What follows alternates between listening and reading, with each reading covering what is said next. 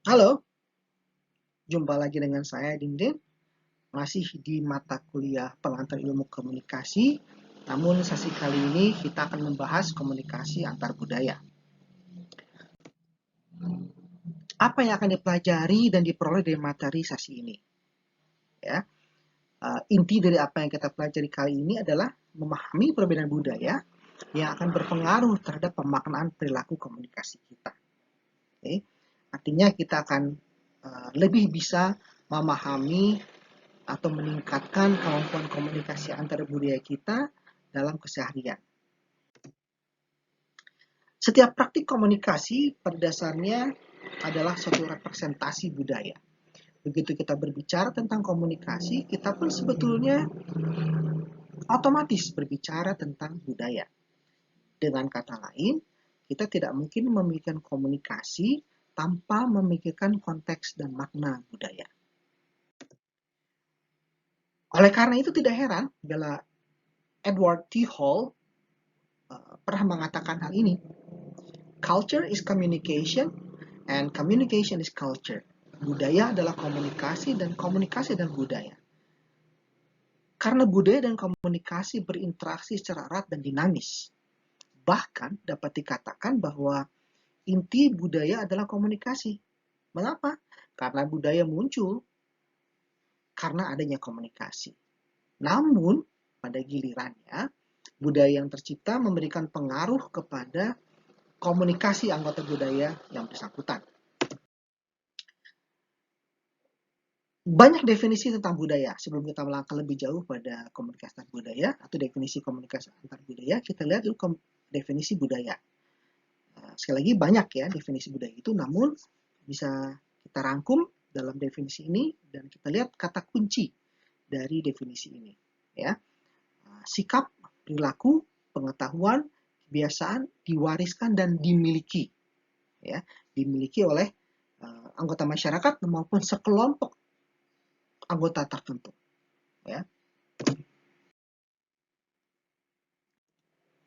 Kata-kata kunci yang tadi disebutkan atau yang sebelumnya disebutkan berhubungan dengan ciri-ciri budaya berikut ini, ya, yaitu budaya bisa dimiliki bersama, budaya berbasis simbol, kemudian budaya bersifat adaptif, dapat berubah, dan satu hal yang terpenting adalah budaya dipelajari dan diwariskan. Ya, jadi artinya budaya tersebut diwariskan dan dipelajari oleh anggota masyarakat tersebut, bukan bersifat genetis.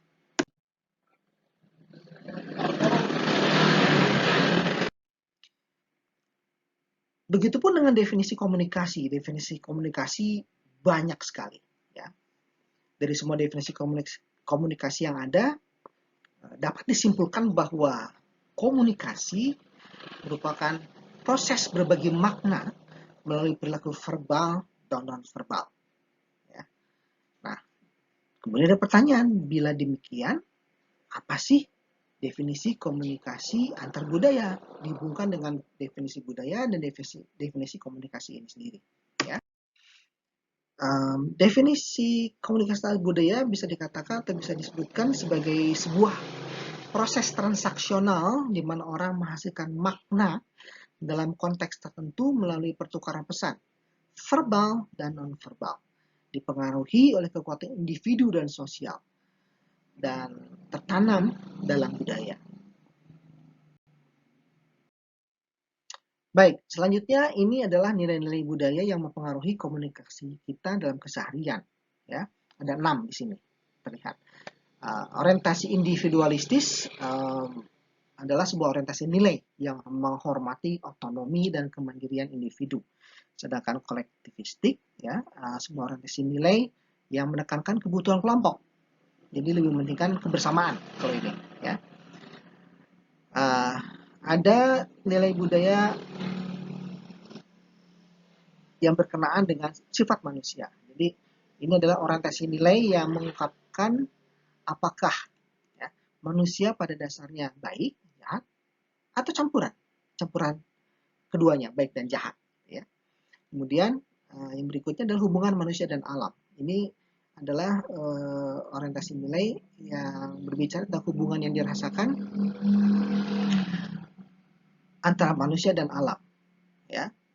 Bisa manusia lebih dominan, alamnya lebih dominan, atau titik tengah, ya. Keduanya mencari harmoni, seperti yang dilakukan oleh orang-orang Jepang, misalnya masyarakat Jepang, gitu ya.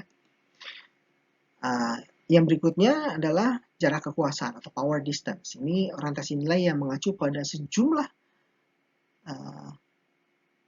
lembaga atau organisasi, atau mengacu pada sejauh mana anggota lembaga dan organisasi yang kurang kuat dalam suatu budaya mengharapkan dan menerima distribusi kekuasaan yang tidak merata, gitu ya, atau lebih mengarah pada ketimpangan sosial atau ketidaksamaan, ketidakadilan, ya. Ini orientasinya seperti itu.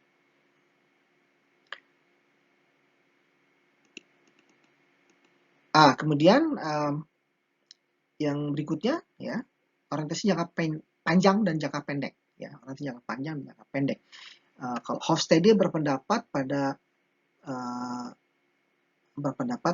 hal ini, pada dalilnya adalah bahwa orientasi jangka pendek merupakan orientasi nilai yang lebih menekankan pentingnya memiliki suatu kesadaran mendasar, memiliki satu kebenaran mendasar sebagaimana tercermin dalam agama monoteistik, Yudaisme, Kristen, dan Islam.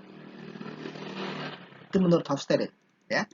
Sedangkan Bond lebih menegaskan bahwa orientasi jangka panjang adalah sebuah orientasi nilai di mana orang menekankan pentingnya kebajikan, ya. Dan ini tercermin dalam agama-agama Timur seperti Konghucu, Hindu, Buddha, dan Sintoisme, yang menurut Bond merupakan agama politeistik, ya.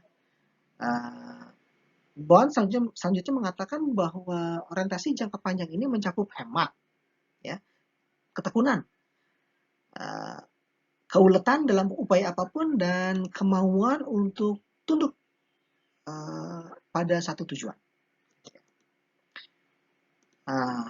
Kemudian terakhir adalah orientasi nilai yang berhubungan dengan perasaan bahagia yang subjektif atau orientasi indulgensi, ya.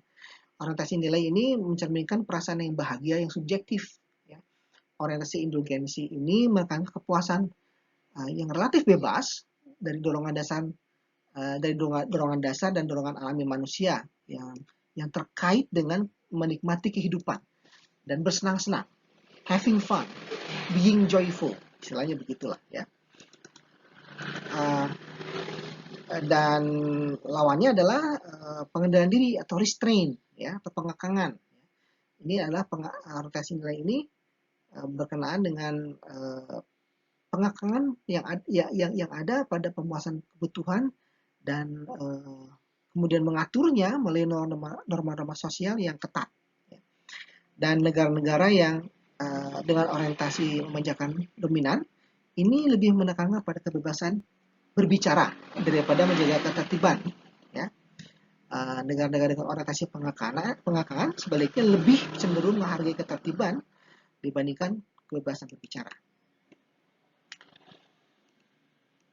Oke, baik. Pada bagian ini merupakan bagian akhir dari sesi komunikasi antar budaya. Saya ingin memberikan tips, ya, bagaimana meningkatkan keterampilan komunikasi antar budaya. Ada dua, ya, dari sekian banyak tips and trik yang bisa dicari, ya, itu hanya dua sebetulnya. Pertama, bersifat terbuka, ya, bersifat terbuka terhadap perbedaan budaya, dan menyadari bahwa budaya kita bukan satu-satunya budaya yang ada dalam kehidupan kita. Ada budaya lain di luar budaya kita yang harus kita terima, dan itu berbeda, ya. Dan mereka itu budaya mereka itu berbeda.